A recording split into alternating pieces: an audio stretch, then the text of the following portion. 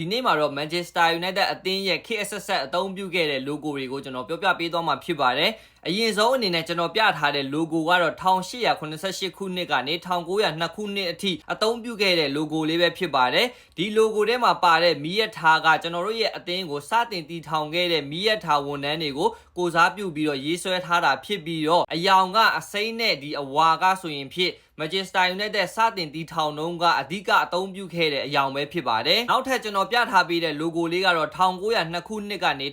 1940အထိအသုံးပြုခဲ့တဲ့ logo လေးပဲဖြစ်ပါတယ်။ဒီ logo ရဲ့ထူးခြားချက်ကတော့1902ခုနှစ်မှာကျွန်တော်တို့ရဲ့အသင်းကို Newton Heath ဆိုတဲ့နာမည်ကနေ Manchester United အသင်းဆိုပြီးတော့ပြောင်းလဲခဲ့တဲ့အချိန်မှာအသုံးပြုခဲ့တဲ့ logo လေးပဲဖြစ်ပါတယ်။အဲ့ဒီအပြင်ကမှ Manchester United ရဲ့တရားဝင်အယောင်ကိုလည်းအနီနဲ့အဖြူကိုတရားဝင်သတ်မှတ်ခဲ့တဲ့ logo လေးပဲဖြစ်ပါတယ်။အခုကျွန်တော်ပြထားတဲ့နှင်းစီပုံလေးနဲ့ logo လေးကတော့1909ခုနှစ်တစ်ခုနှစ်တည်းကအသုံးပြုခဲ့ပြီးတော့ကျွန်တော်တို့ရဲ့ Manchester United တမိုင်းတစ်လျှောက်မှာပထမဆုံးဖလားပထမဆုံး FA Cup ဖလားကိုရရှိခဲ့တဲ့နှစ်မှာဒါအသုံးပြုခဲ့တဲ့ logo လေးပဲဖြစ်ပါတယ်ကျွန်တော်အခုနောက်ထပ်ပြထားတဲ့ logo လေးကတော့1940ကနေ1960အထိနှစ်ပေါင်း20အသုံးပြုခဲ့တဲ့ logo လေးပဲဖြစ်ပါတယ်အသုံးပြုရခြင်းရည်ရွယ်ချက်ကတော့အရင်ကအသုံးပြုခဲ့တဲ့1902ခုနှစ် logo လေးကအရန်ကိုရှုပ်ထွေးတဲ့အတွက်ကြောင့်မလို့သူတို့အနေနဲ့ပြောင်းလဲအသုံးပြုခဲ့တာဖြစ်ပါတယ်အခုပြထားတဲ့ logo လေးကတော့1960ကနေ1980အထိအသုံးပြုခဲ့တဲ့ logo လေးပဲဖြစ်ပါတယ်ဒီ logo ကိုပြောင်းလဲအသုံးပြုရခြင်းရည်ရွယ်ချက်ကတော့ကျွန်တော်အနေနဲ့ရှာဖွေလို့မတွေ့ခဲ့ပါဘူးဒါပေမဲ့ကျွန်တော်ကြားခဲ့တာကတော့